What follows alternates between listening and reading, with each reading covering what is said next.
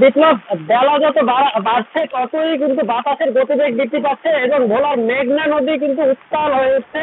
আপনি আমার পিছনে দেখতে পাচ্ছেন যে ঢেউয়ের তীব্রতা এতটাই বেশি যে দাঁড়িয়ে থাকা। স্বাস্থ্য এবং স্বাদের মধ্যে চমৎকার একটা ব্যালেন্স করে পীর প্রিমিয়াম আয়োডাইজড লবণ।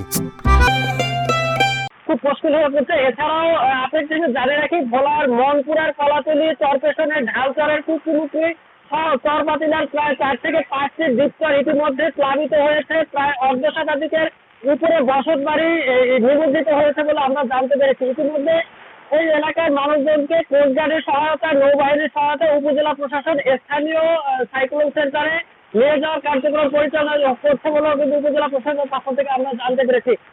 ইতিমধ্যে কিন্তু কুকুরমুখী, ঢালচর এবং চর বাতিলা থেকে প্রায় 5,500-এর মতো সাধারণ মানুষদেরকে আশ্রয় কেন্দ্রে নিয়ে আসা হয়েছে। এছাড়াও বাকি এলাকাগুলোতে কোস্টগার্ডের উদ্ধার অভিযান চলছে বলে কিন্তু উপজেলা প্রশাসনের পক্ষ থেকে আমরা জানতে পেরেছি। আর এছাড়াও বর্তমানে যে বাকি দ্বীপচর গুলো রয়েছে ওই এলাকার গবাদি পশু নিয়ে ওই এলাকার মানুষজনরা বেশ শঙ্কিত রয়েছে।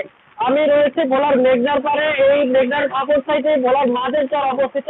সেই মাঝের চরও বেশ কিছু এলাকা প্লাবিত হয়েছে। সেখানকার ইউপি সদস্য সহ কোস্টগার্ডের সদস্যরা সেখানে উদ্ধার অভিযান চালাচ্ছে। তবে এই ভোলা জেলায় 869টি সাইক্লোন সেন্টার প্রস্তুত করা হয়েছে। সাইক্লোন সেন্টারগুলোতে ইতিমধ্যেই সাধারণ মানুষরা আসতে শুরু করেছে। আবহাওয়া ক্রমশ খারাপ হচ্ছে, ক্রমশ আবহাওয়া, বাতাসের গতিবেগ বৃদ্ধি পাচ্ছে।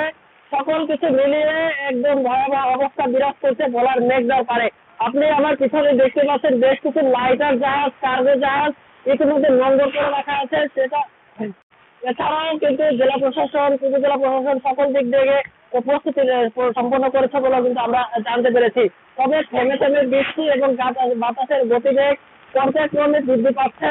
এছাড়াও ভোলার মাঝ মেঘনায় বেশ কিছু মাছ ধরার ট্রলার কিন্তু মাছ শিকারে গিয়েছে। তাদেরকে ফিরিয়ে আনার জন্য কিন্তু কোস্টগার্ডের পক্ষ থেকে